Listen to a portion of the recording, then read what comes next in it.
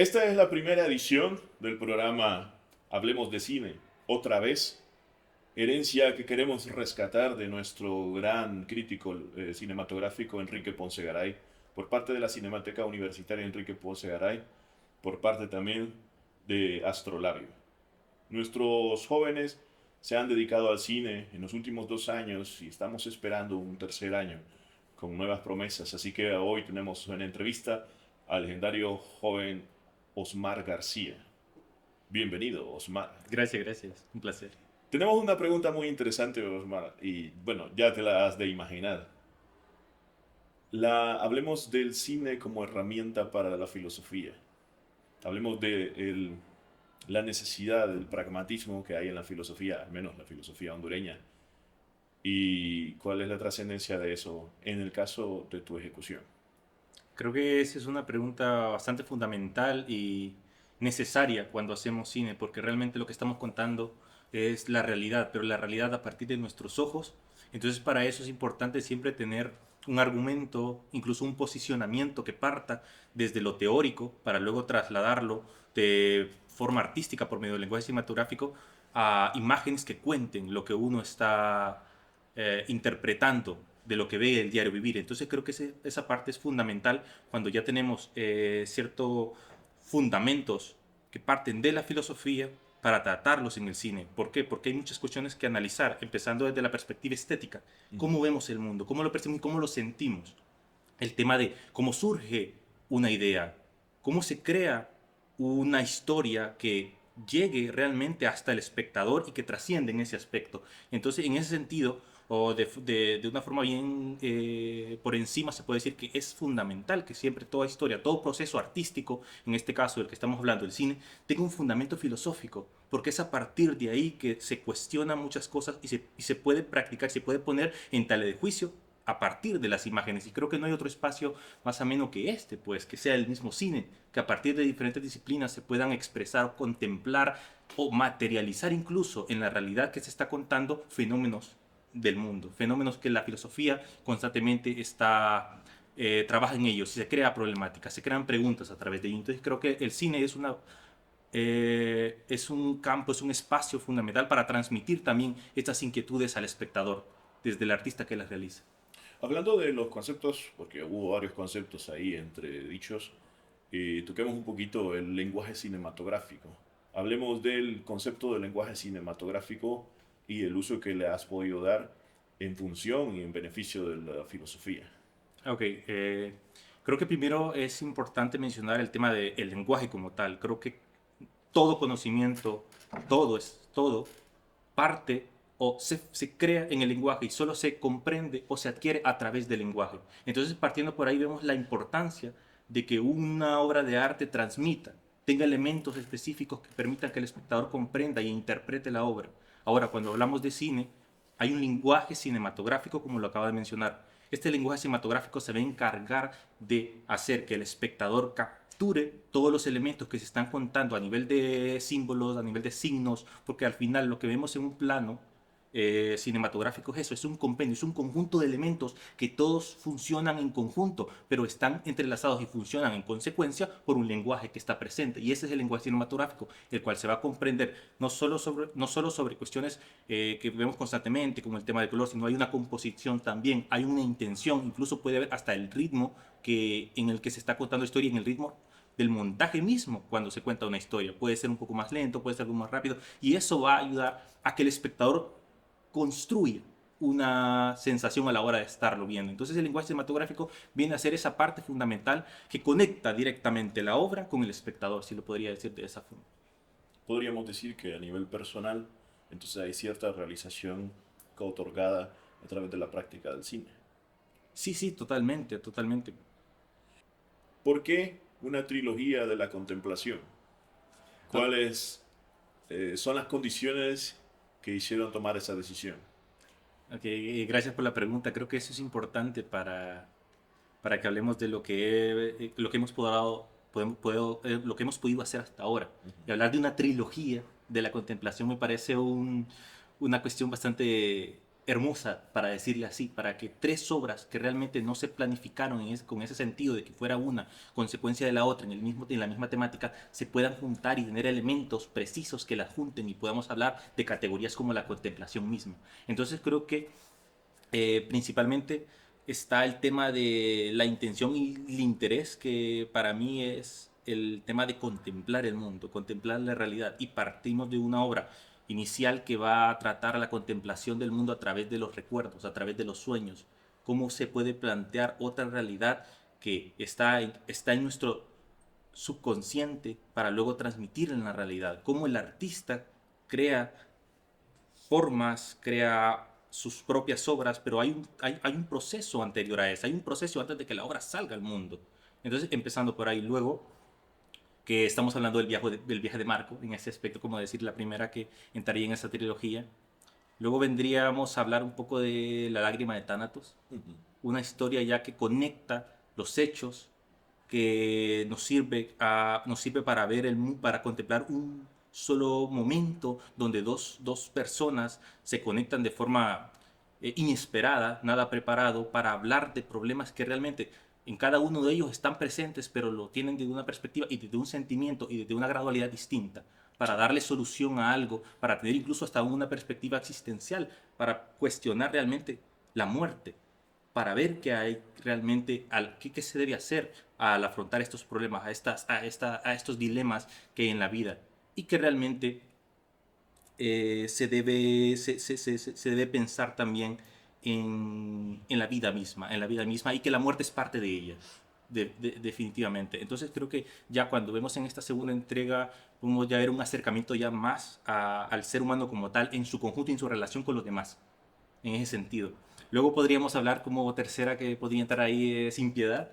Entonces Sin Piedad ya es como una forma ya de confrontar los dos mundos, una forma de ver la complejidad que existe dentro de la mente de cada persona y cómo ciertos elementos, si lo podemos decir así, pueden condicionar, pueden cambiar esto, cómo en nombre de ciertos ideales se puede perder la esencia de alguien, incluso, pero al mismo tiempo cómo la esencia misma de cada ser humano es parte fundamental para defender todo aquello que se considera importante para uno mismo a nivel personal. Entonces creo que en ese sentido la contemplación viene sobre todo en el aspecto de la personalidad misma, lo que es uno como persona. En ese sentido se puede trabajar el tema de la dualidad de mundos en cuanto a... Y creo que es interesante porque aquí regresamos a lo que empezó antes como el viaje de Marco. Ese Sí. mundo que conocemos, la realidad, y luego el mundo que está dentro de nosotros, el mundo de los sueños, incluso se podría decir así, la parte inconsciente y todo lo que está dentro de ellos, las estructuras que funcionan. Y en Impiedad pasa algo, que todo esto que lidera se personifica y lucha con todos aquellos elementos que entran y oprimen y pueden hacer que la persona misma deje de ser ella misma, por el simple hecho de parecerse o formar parte de lo que se da por supuesto que es bueno en ese sentido. Entonces eso podría ser algo interesante a la hora de contemplar estos problemas. Entonces de esa forma, y siempre considero que van unidas en cuanto a la persona y sus sentimientos directamente. En ese sentido podremos juntar estas tres obras porque van por ahí, van haciendo una inspección de cómo la realidad también tiene efectos en nuestro interior, en nuestra personalidad, cómo se puede superar si es que existe la forma en ese momento. Si podríamos describir entonces el planteamiento que acabas de mostrar, podríamos decir que entonces después de la abstracción del pensamiento, el mundo onírico que propone el cine nos da el encuentro entre una realidad y otra, es decir, entre un mundo y el otro. A lo largo de la historia, el cine ha venido haciendo, si se puede decir, mímesis de la realidad. Sí. Venimos imitándola, pero ¿qué pasa? Imitándola de forma distinta, no necesariamente como la vemos. Y es el momento justo para retratar, para imitar los problemas que están pasando en nuestro diario vivir de otra forma, para que sea más ameno el contemplarlos, porque muchas veces cuando estamos presentes ante la realidad se nos hace difícil voltearla a ver, porque somos parte de ella, Pero si somos capaces de trasladarla a un espacio onírico, como lo mencionaba antes, y en este caso el cine, ya es una forma más fácil de poder acceder ahí, contemplarla y determinar y hacer nuestros propios juicios de valor sobre realmente lo que está bueno y está malo. Claro, no es solo quedarse ahí, porque a primeras impresiones esto también puede ser bien intuitivo con respecto a lo que se está hablando de la misma obra, sino más bien es llevarlos a la reflexión, Sí. que realmente la primera visión de algo no sea lo que determine la posición definitiva de lo que se tiene. Por eso es importante volver a ver las obras para ver qué se les encuentra y no tener siempre ese mismo pensamiento del que se vio desde la primera vez que se pudo ver, para poder aumentar y que la reflexión vaya tomando fuerza, porque si nos ponemos a pensar cuándo termina realmente una obra, si cada vez la van a ver más personas, si es posible, entonces cada persona le va a ir dando una interpretación distinta Y según su avance, y según su... una nueva visión. Ajá, correcto. Y al final creo que esto es lo bonito del cine, que tenga esa trascendencia en cuanto a la existencia de una obra y que ésta se siga viendo y pueda llegar a las personas tal vez en el momento justo. Estás obligando a la gente a mirar tus tres obras juntas. Eso Esa sería... es una propuesta interesante. Y la otra es, estás obligando a la gente a cuestionarse incluso sus propios pensamientos. Creo que es un ejercicio práctico realmente de la filosofía. Sí, totalmente. Y creo que eso es bien bonito porque el cuestionarnos a nosotros mismos es un ejercicio fundamental para tomar o para ejercer un modo de vida. Y este modo de vida va a ser la búsqueda, si se puede decir así, desde una perspectiva filosófica, el conocimiento verdadero, la verdad misma. Entonces, para eso hay que tener cuidado con los supuestos. O sea, todo lo que se da por supuesto hay que cuestionarlo. Y es parte, y es ejercicio crítico de llevar a los límites del conocimiento que se da por supuesto. Entonces creo que es importante y si lo podemos hacer a través del lenguaje cinematográfico, incluso no es que, o sea, una obra va a venir y me va a cambiar mi forma de pensar por completo, no, va a sembrar la semilla para que tengamos esa curiosidad, esa duda, pero no esa duda para descartar, sino esa duda para comprobar que así es. Entonces eso es importante porque al final lo que hacemos es arte y el arte es propio de nosotros, es una parte esencial que también puede formar parte de nuestra vida para siempre y si le damos un uso ya más que solo la contemplación, la satisfacción como una obra comercial que solo nos llena de emociones y en vez de que esta obra nos construya y nos haga pensar un poco más del mundo en el que estamos viviendo, porque al final las obras también son de su época, son de su tiempo y lo que nosotros hacemos también es reflejo de la realidad que estamos viviendo. Y es importante también ponerlo esto en contraste con lo que ha pasado con las otras obras y lo que posiblemente pueda que se siga creando en el futuro, con lo que, con lo que, con lo que vaya a pasar en cuanto a los Sí. hechos que están ocurriendo en el mundo en general y todo ese constante cambio. Entonces es importante siempre estar ahí. Al margen del error, ¿cuántos aciertos consideras que hay o hubo en tu cine, en tu obra? Esa es una buena pregunta. Porque cuando realmente determinamos que una obra fue exitosa, cuando logramos realmente el objetivo que tuvimos desde el inicio, cuando la obra terminó siendo lo que pensamos cuando empezamos a hacer el cortometraje, la película. Entonces creo que durante este tiempo que hemos estado trabajando en las producciones, debo decir que muchas han sufrido varios cambios y estos cambios han hecho posible que la misma exista, pues, ya que son decisiones que se toman durante el proceso. Hay cuestiones que yo desearía que hubieran sucedido de otra forma, que la historia se hubiera complementado con otros elementos que en su primer momento formaron parte de la obra, pero a última hora no se pudieron realizar, pero el estancarse en esa cuestión de decir, ok, no se puede hacer esto, entonces ya no, la historia deja de ser. No, creo que eso fue fundamental para poder comprender la historia misma. Sí. Porque si uno comprende realmente cuál es la esencia de la historia y lo que quiere contar, los elementos uno los puede volver a retomar y lo puede reducir hasta el punto de que la historia no cambie, la intención no cambie, pero sí ciertos elementos visuales, formales incluso dentro del plano. Entonces, ese ha sido un ejercicio que debo decir que Lo hemos ejecutado en la mayoría de las obras, ¿eh? A la hora de poder hacer que la obra sea concreta en el hecho de que todo lo que se te planteado se pueda hacer y lo que no, pues buscar la forma de cómo hacerlo. En todo caso, siempre y cuando serle fiel a la misma obra. Entonces, en ese sentido, debo decir que el margen de error iría por el hecho de que las obras no terminan nunca siendo en un inicio intentaban ser, no en el sentido argumental, no, sino en el sentido de la forma o los elementos que complementan la historia. Por ejemplo, algunas escenas se cortan, algunos planos no, definitivamente. Incluso eso es importante, determinar que por muy bien que un plano se construya en preproducción, ya a la hora de rodaje es complicado realmente ver cómo esto se integra y luego en la edición cómo esto funciona. Y si no funciona, ahí es terrible. Entonces ese proceso también es parte.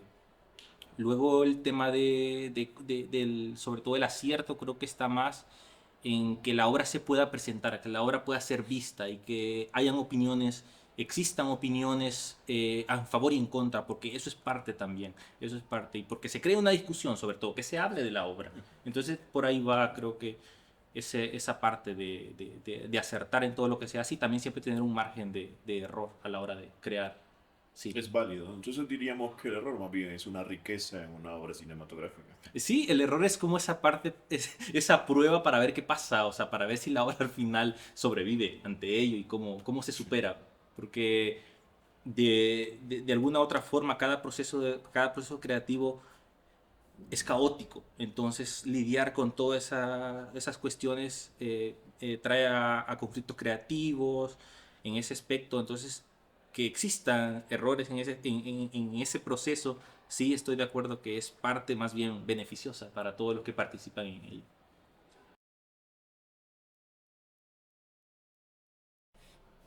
¿Qué persiste en tu cine y qué persigue tu cine? Ok, ¿qué persiste? Pues podríamos decir que la complicada idea de la existencia, se puede decir así, porque constantemente los personajes o los protagonistas de las obras siempre tienen un dilema, ya sea con ellos mismos o con el entorno que los rodea. Entonces siempre está esa cuestión ahí de que ellos mismos se están cuestionando y ellos mismos sobreviven a la adversidad que se presenta en la historia.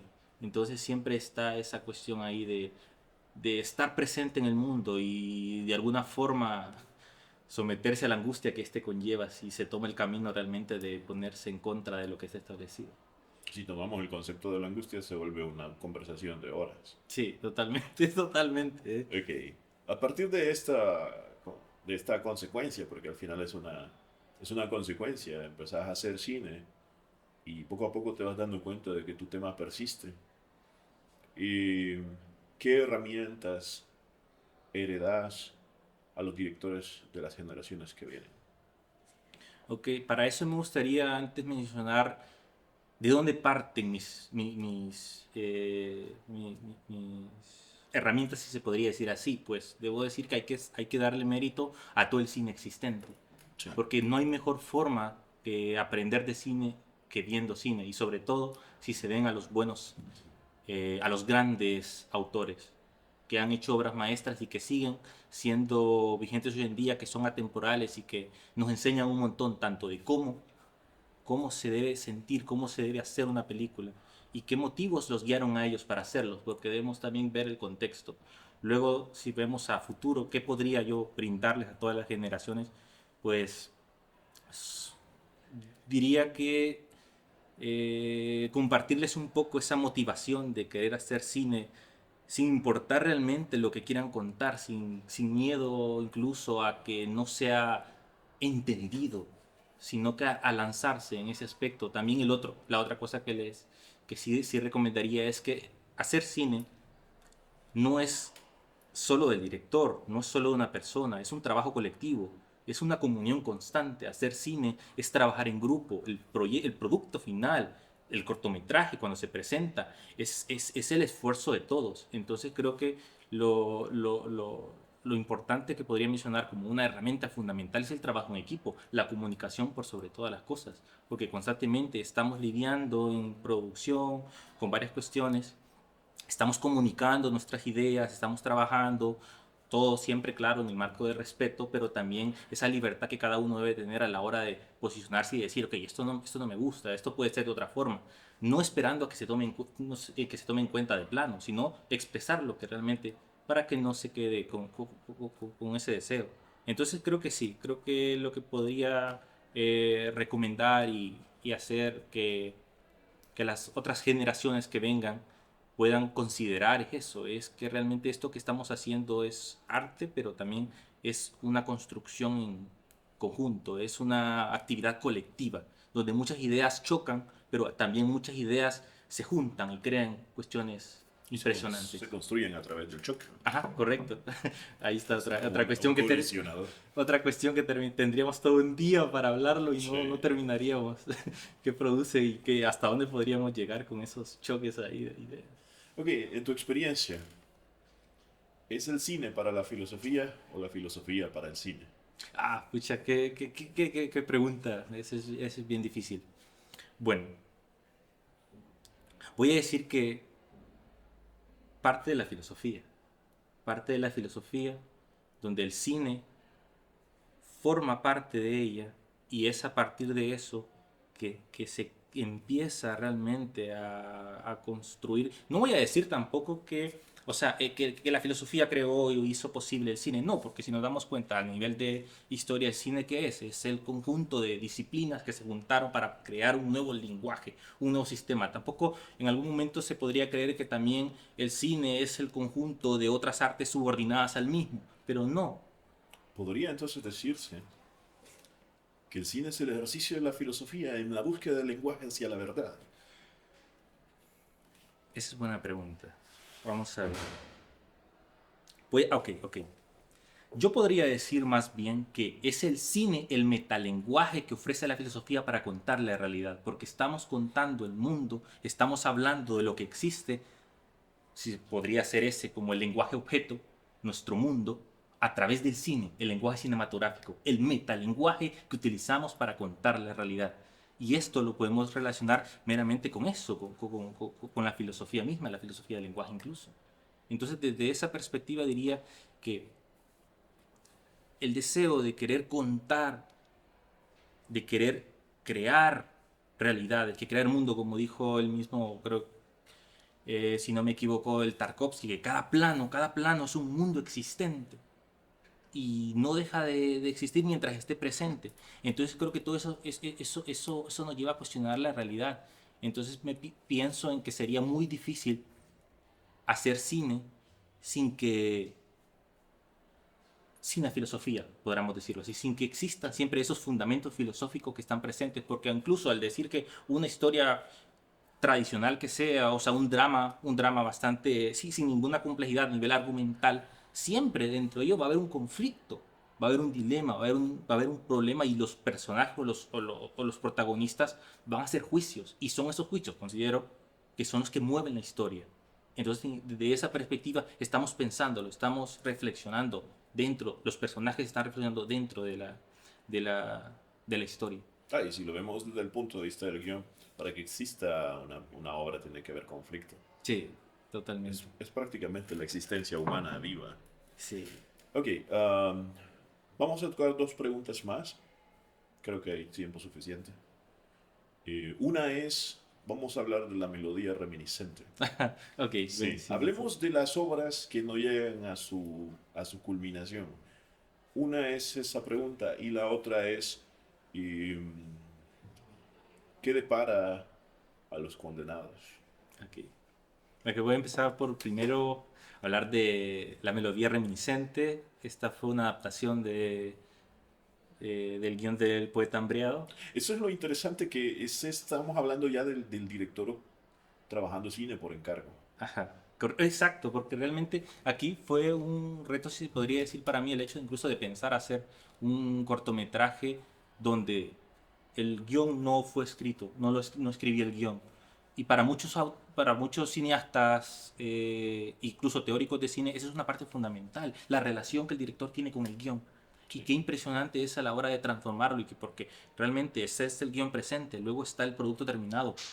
Entonces ahí hay una transformación incluso. Entonces, en cuanto a la melodía reminiscente, sí fue interesante porque fue trabajar con elementos que nos llevan meramente a la fantasía, al espacio onírico, pero poder comprender cuál es la intencionalidad o por qué o de dónde surgió esta historia para ser contada, eso fue un ejercicio bastante de conversación, de querer entender realmente qué querían decir, qué quería decir el autor del guión con esto. Y esa transformación, llevarla y hacer la transformación para llevarla a la pantalla. Y decir también que muchos elementos se modificaron para que esto fuera posible, porque hay que decir que hay diferentes, o sea, los lenguajes son distintos. Sí. Entonces a la hora de contarlos no funcionan de la misma manera. Hay que adaptarlos a la naturaleza del formato en el que se está contando. Entonces la melodía reminiscente en cuanto a cómo fue el proceso de aceptar esta obra, por ahí va. Luego, lo que la melodía reminiscente trata, sí es una cuestión ya meramente abstracta en cuanto... Y volvemos, qué interesante, ¿no?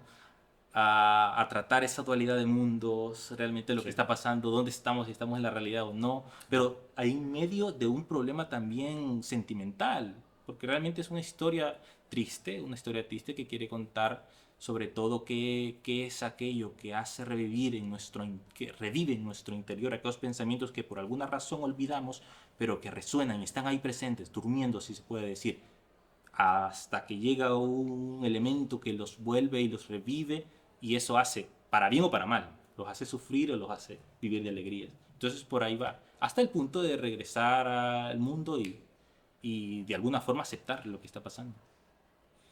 Y entonces vamos de un solo a qué depara a Los Condenados. Ok, sí, ese es impresionante, pues.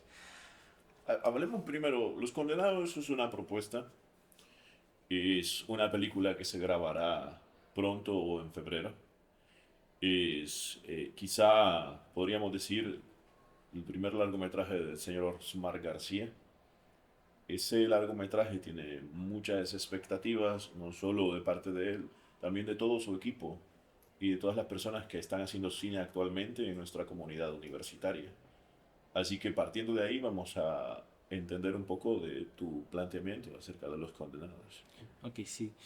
Los Condenados es un proyecto que aún no se ha empezado la producción y ya hay mucho que contar de él, porque incluso, o sea, hasta la forma de cómo concebimos la historia, el argumento mismo, es una construcción, es un ejercicio de pensar las formas en que se podría contar una historia que trate sobre el poder, sobre la injusticia, sobre la opresión. Y todas estas ideas van a complementarse en una historia que trate eso, pues, y que sea principalmente una muestra de lo que puede ser realmente el poder cuando somos indiferentes a él y lo que pase por obra del poder realmente está realmente ahí presente siempre, pero no nos damos cuenta muchas veces. Entonces por ahí va el tema de cuánto una idea se puede condenar.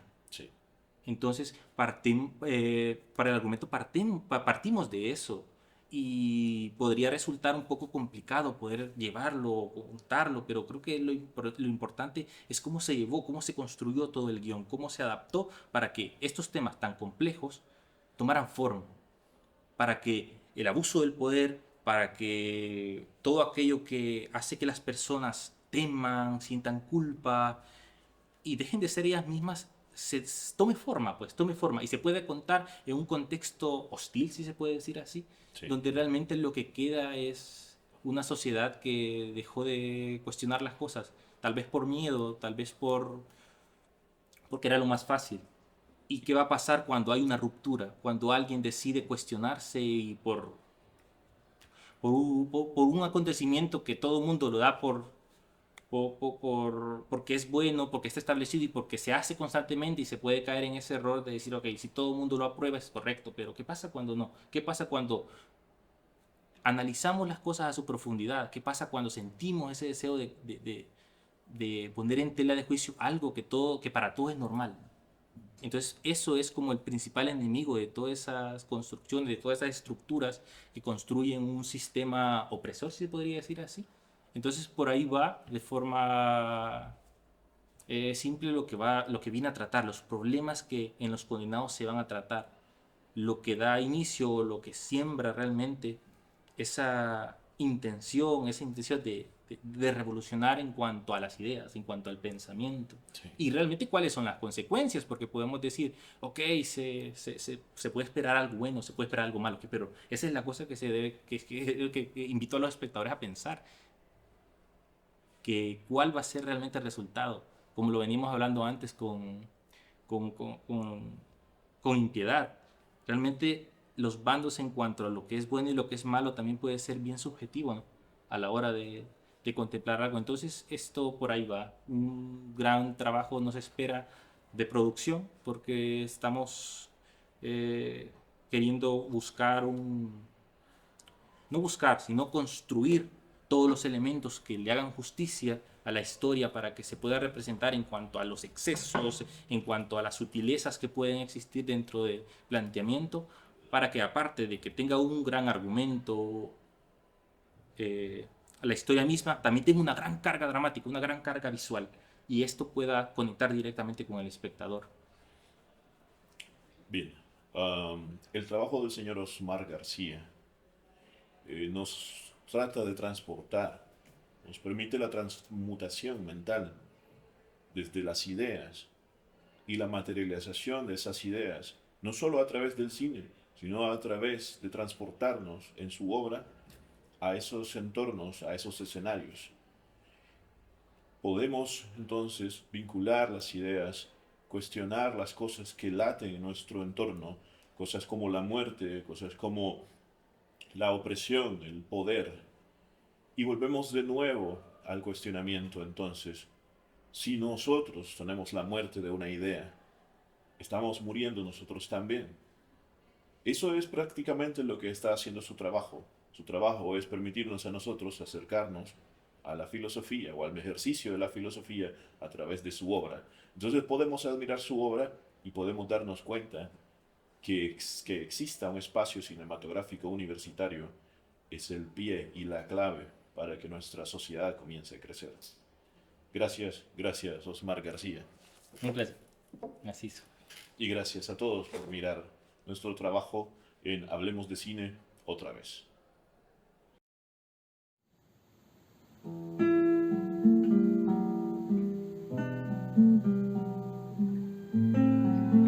Muy buenos días, amables oyentes de Radio América. Estamos en la sección Hablando de Cine y Televisión, como todos los sábados, para hablar un poco de lo que acontece en la pantalla grande, en la pantalla pequeña. Muerte del director Fabián Bielinski conmociona al mundo del cine en Argentina.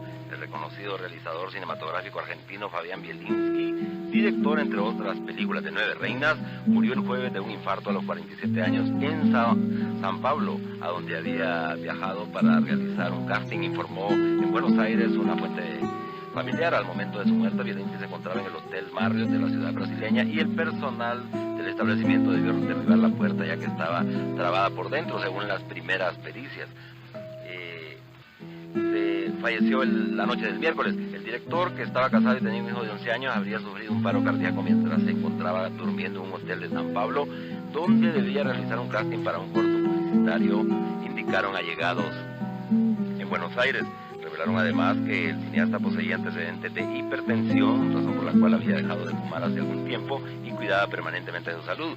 2 largometrajes le habían servido para ganar un lugar destacado en la cinematografía argentina, y el pasado lunes se lo había visto exultante al recibir 6 premios Cóndor 2005 de la Asociación de Cronistas de Cine de Argentina por su película Laura. Bielinski fue galardonado como mejor director y guionista, y su actor fetiche, Ricardo Darín, recibió el premio por su protagónico. El año de su consagración fue el 2000, cuando estrenó 9 Reinas, su ópera prima como director y guionista, protagonizada por los argentinos Ricardo Darín